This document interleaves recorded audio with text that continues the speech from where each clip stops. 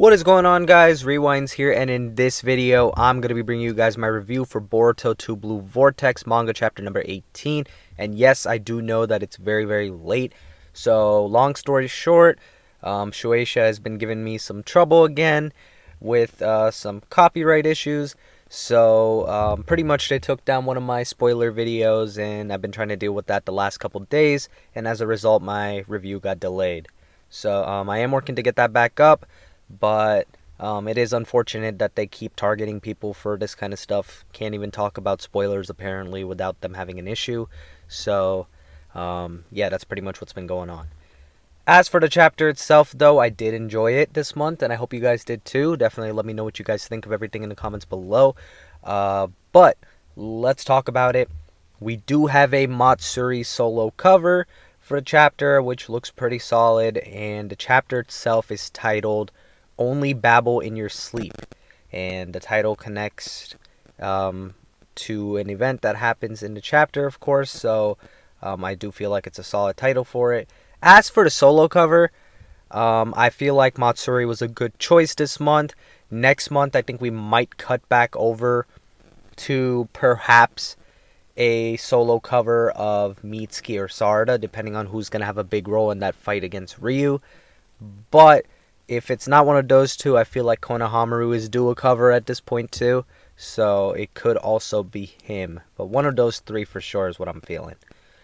So the chapter kicks off with Sumire walking in on Kawaki having Amado pinned against the wall. He assures her that he's sane and just being a tad bit violent at the moment. And then Kawaki tells Amado that he'll kill him if he doesn't move his offensive abilities to the max. And then he also tells Amado right after to choose his answer carefully. Amado says the words, "Only babble in your sleep, Kawaki." And that ends up being an emergency shutdown code for Kawaki, hence connecting to the title of the chapter, and that's how pretty much that's relevant. So Kawaki gets shut down, and that's a pretty important thing because Amado didn't cave in to fear or anything like that. He ended up just straight up shutting him down and trying to talk to him later in the chapter in more of a calmer setting. Amado then asks Sumire to help move Kawaki. We then cut over to Mitsuki and Sarada, who introduce Yodo and Araya to Ryu, or I should say introduce Ryu to Yodo and Araya. That makes more sense. And Yodo is glaring at him pretty toughly, looking like she's angry, and Ryu does catch on to this. Meanwhile, we have Matsuri and Konohamaru still talking, and Matsuri is now warming up to talking to Konohamaru, but she's still blushing while she's doing that. She then asks Konohamaru if it's okay if she calls him Konohamaru-chan. And Konohamaru then starts getting flashbacks to when he's younger and Moegi's younger, and Moegi pretty much calling him that. So pretty much it's like a part 1 or like a part 2 Naruto flashback of them, and pretty much he's getting that recollection of Moegi calling him that. And even then, in the current days with Moegi still calling him that, Matsuri asks, "What's wrong?" And Konohamaru says nothing, as he's starting to sweat a little bit now. We then cut back over to Ryu, who's asking them about that clue they said they had for finding Boruto.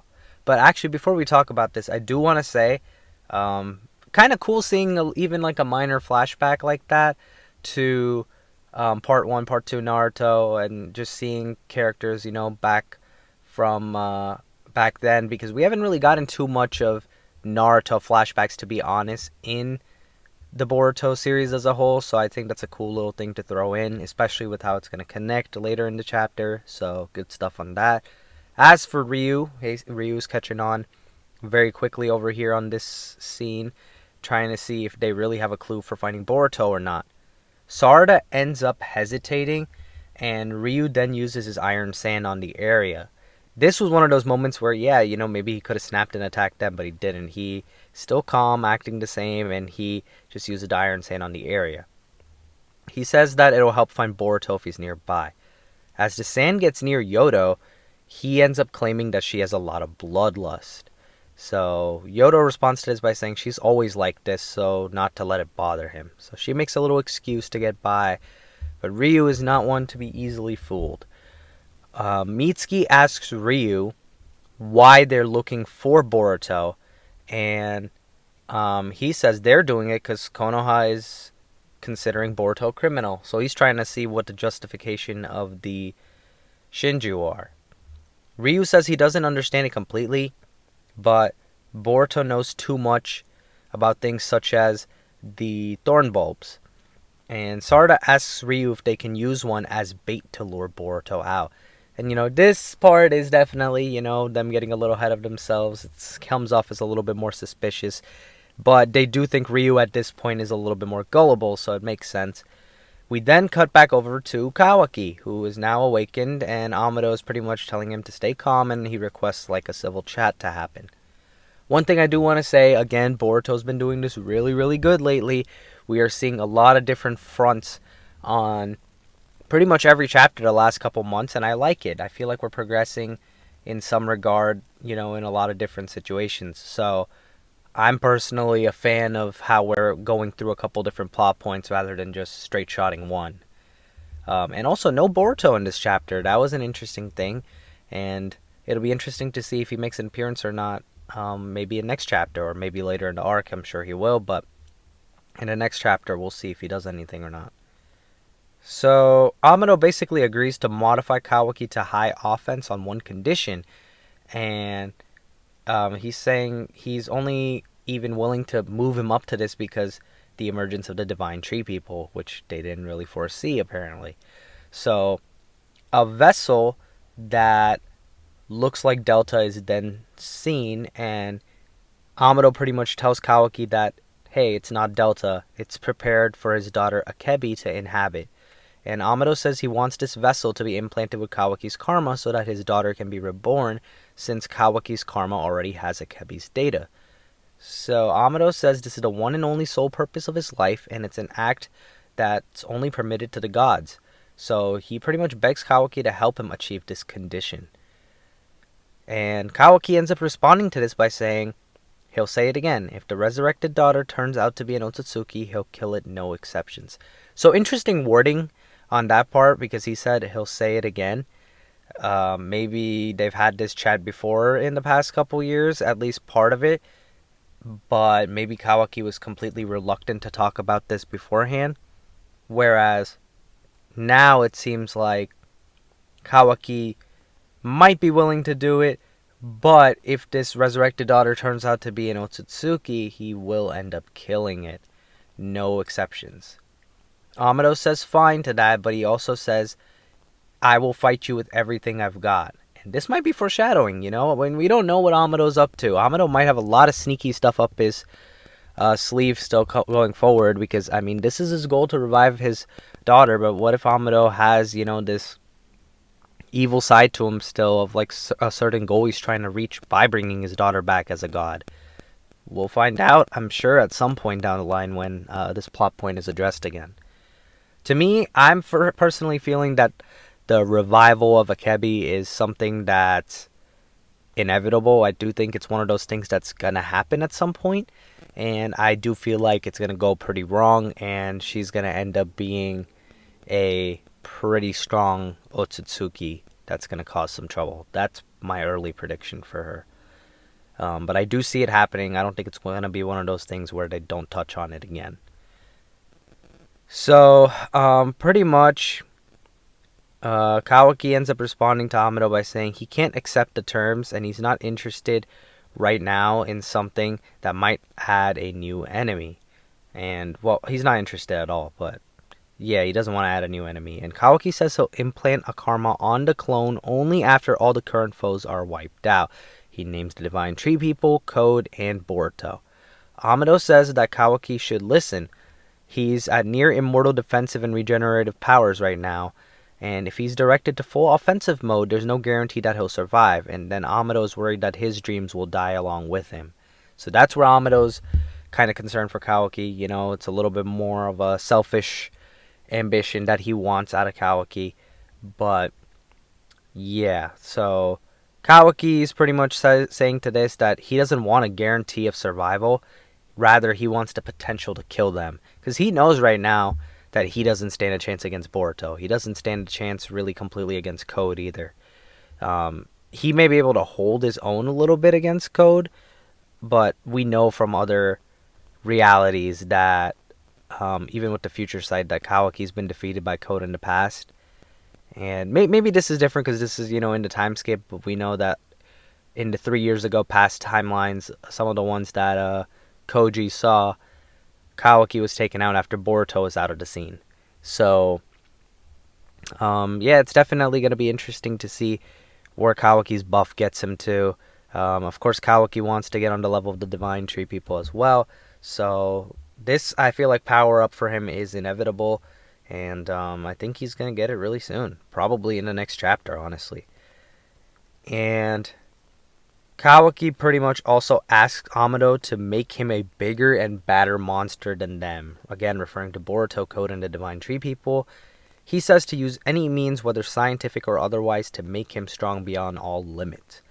He tells Amado you will only reunite with your daughter after the slaughter of the Divine Trees, Code, and Boruto. And that pretty much ends what we have for Kawaki and Amado and all that stuff for this chapter. We then cut back over to the Matsuri and Konohamaru scene, where Matsuri is now telling Konohamaru that it's the best day of her life, and she keeps pretty much calling him Konohamaru-chan. But then Konohamaru interrupts her and says, sorry, but can you not call me that? Matsuri asks why, what's wrong, and she's still blushing while saying this. But now Konohamaru is all of a sudden blushing a little as he's thinking about it and says there's only one person that calls him that. And he says him feeling like this surprises him too. So low-key, this feels like a moment where Konohamaru may have realized potentially that he has feelings for Moegi and that he actually likes her. So now that's making him kind of say that I only want Moegi calling me that, not you, Matsuri. And I've seen some people, roasting Konohamaru a little bit for this, and because like Konohamaru is of course supposed to stay on track with the mission, but there's some things, of course, I feel like characters stand for, and this is definitely one of them, especially when you got to think from Konohamaru's perspective. He literally had the girl he loves, one of his childhood best friends that he grew up with, get turned into this divine tree creature. So of course he would want, her to come back. And I feel like this was a rough spot for them to put Konohamaru anyway, simply because of how it could be impacting him emotionally. So, I mean, if it weren't for Kashin Koji, Konohamaru may have not been picked by Shikamaru for this mission, simply because of the connection Konohamaru and Moegi have. But here we are, and pretty much what happens is Konohamaru says, you don't mind just calling me Konohamaru, right? Matsuri then stops blushing and says, only one person? Who's that? She then says, you wouldn't happen to be referring to Kazamatsuri Moegi, would you? And she's kind of mad as she's saying this. Now you can see like her facial expressions changing, no longer blushing, and just has more of an angry face now. And she's saying, what is that woman to you exactly? And then she yells, answer me, Sarutobi Konohamaru. And she's yelling this while launching an attack at him. And that's pretty much all we see of this chapter when it pertains to Konohamaru and Matsuri. The big cliffhanger for that segment is what's going to happen to Konohamaru next month. Is he going to find a way to escape, or is Matsuri going to capture him? We'll see what happens next month regarding that storyline as well as the Kawaki storyline. So, to end off the chapter, we get back to the scene with Ryu, who now agrees to use the thorn bulb as bait. And then Ryu actually did something very funny. He broke the fourth wall, and this was actually probably my favorite part of the chapter. He basically had a panel where he looks at the readers and he says, let's see if they bite. I found that to be so funny, and great little thing put in there by Ikimoto. I love seeing stuff like that. It doesn't happen very often, but it was really cool to see, because Yodo then charges at it and fails to get it thanks to the iron sand that Ryu's using, and so Yodo did end up biting the bait. Ryu says, "Gotcha. Thought this might be the case." So Mitsuki's realizing too, oh damn, Ryu might not have been as dumb as they thought.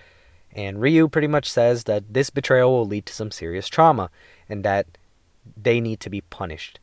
Sarda then ends up getting manipulated like a puppet by the Iron Sand and charges at Yodo with a kunai.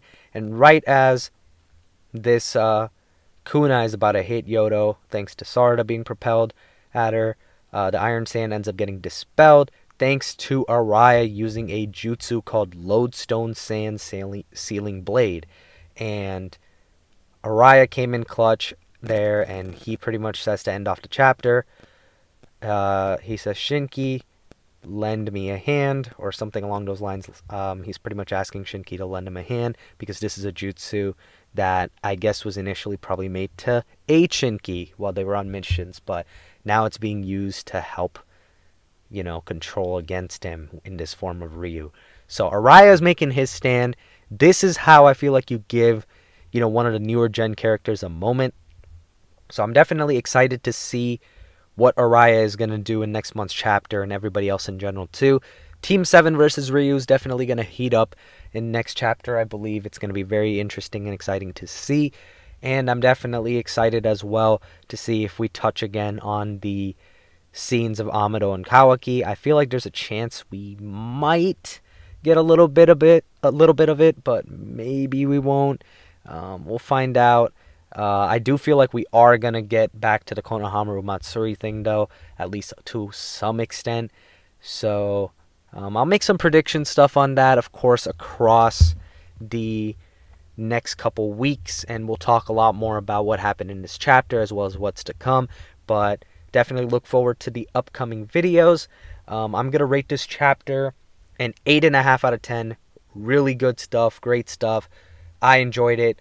Touched up on 3 different parts of the storyline, 3 different things going on, and I feel like it was paced well. So hopefully we keep it going.